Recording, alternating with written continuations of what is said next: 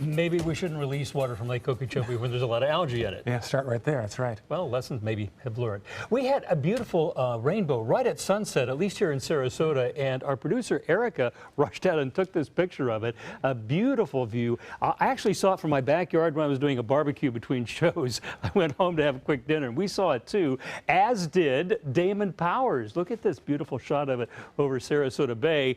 And there's another shot Damon got of the bay sunset. Now, this is just one of the reasons we love living here on the Suncoast, having sunsets like that.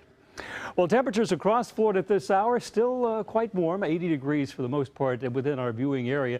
Orlando, it's had some thunder showers in the area. It's cooled off to 76, up in the Panhandle, low 80s. At Longboat Key, 83, Siesta, 82, Boca Grande, 86. That's the coastal temperatures, but inland cooling off to the mid to upper 70s at Sebring and Lake Placid. Now, as we take a look at the tropical weather outlook, we do have some weather news to talk about, but not in the Atlantic or Gulf of Mexico or Caribbean. It remains very quiet and should stay that way. We don't have any threat of tropical storm development for the next week or maybe even more. That's probably the case, but we had our season's first tropical storm form in the eastern Pacific. The hurricane season there started May 15th, so it took a month and a half for Tropical Storm Agatha to form. It's not really going to be a factor. It's going to move out to sea, and there's another depression just to the south that may be our B-name storm coming up in the next day or so. But the big weather news has been from the Dateline to the coast of Asia, where they haven't had a single typhoon or tropical storm since December 17th. That's 199 days. It broke a record today. The previous record was 198, set back in 1973 when I was doing weather here the first time. This time last year, we had this many named storms, 9, and 3 of them were Category 5. We may eke out one more day to the 200th record if this storm doesn't form into the season's first typhoon south of Guam tomorrow. Well, enough for the tropics. Across the United States, the jet stream has now retreated way up north, giving a lot of warmth chance to set in down in the southern states. And temperatures, I think, in the next few days are going to approach 100 or even surpass it right across the deep south. In Atlanta, some of the forecast models are proving that to be true. And also in the northeast, because they had a cold front yesterday, very comfortable to the north of the front in the low to mid 70s.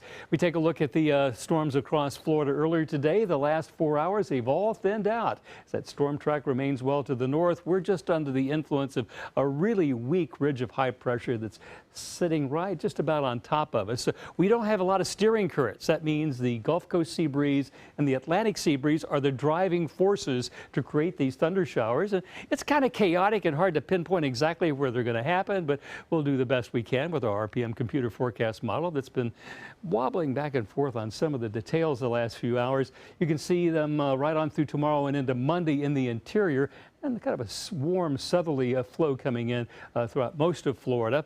But what about the 4th of July? If you're worried about the fireworks or getting outside for that, here's the early forecast for the 4th. By 2 p.m., 91 degrees and mostly sunny skies. By 6 p.m., chance of thunder showers, only about a 30% chance, temperature 90. And when the fireworks go off, look for it to be 85 degrees, about 9 to 9:30. A closer look at that RPM shows we'll have southerly winds overnight, and it looks like it's going to remain dry right on through tomorrow morning as they start getting ready for the races at 9 o'clock. Partly cloudy skies and staying that way, but there's just a chance of a passing shower in the interior. Doesn't look like it's any big deal, or not even a chance of stuff forming in the afternoon. Great chance for getting out on the water for the boat races. Southwest winds 10 knots, seas 2 feet or less out there off Lido. A light chop on bay and inland waters. Gulf temperature 90 to 91 degrees. Air temperature 87. Here's my forecast for tonight. It looks like it'll be a partly cloudy skies and warm, 77 for the low temperature with light winds. And the 7-day outlook takes us right on into next weekend with a 30 to 40% chance of showers and thunder showers, which is just what you would expect for this time of year. Ray?